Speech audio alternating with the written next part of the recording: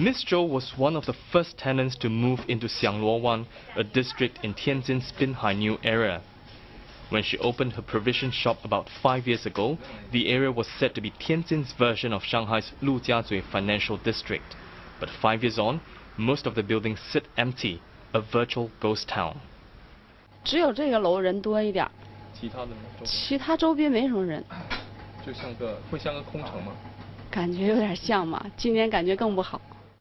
There are over 30 office buildings here in Xiangluowan, and while some buildings appear to be undergoing some form of construction, many are completed and stand virtually empty. And just over there is the skeleton of one of China's largest hotel projects, where construction has stopped for more than a year.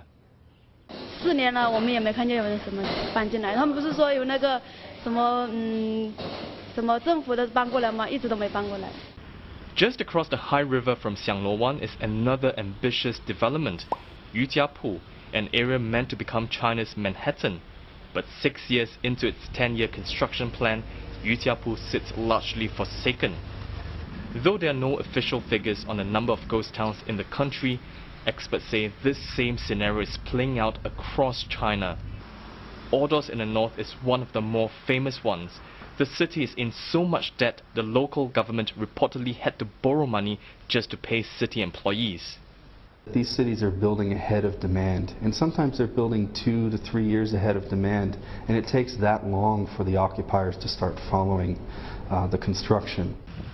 Yujiapu and Xiangluowan are an hour's drive away from Tianjin city, and government-led efforts to bring in jobs haven't gained traction. Yujiapu and Xiangluowan, I think, are pretty extreme examples in China of places that are going to need more time than normal in order to find their own path. I think the key reason is because they're so far away, they're so far removed from the traditional office precincts of Tianjin that they need to find a way to provide good incentives to really bring people into Yujiapu. But the two areas are at least now part of the recently launched Tianjin Pilot Free Trade Zone. 从今年的自贸区批了以后吧，开始慢慢的，我感觉不能说慢慢的一下子就火爆了，一下子就不像以前那样了。然后各个工地开工，包括像宝龙国际投入使用，它的有酒店式公寓，有这个 office building， 很多慢慢都火起来。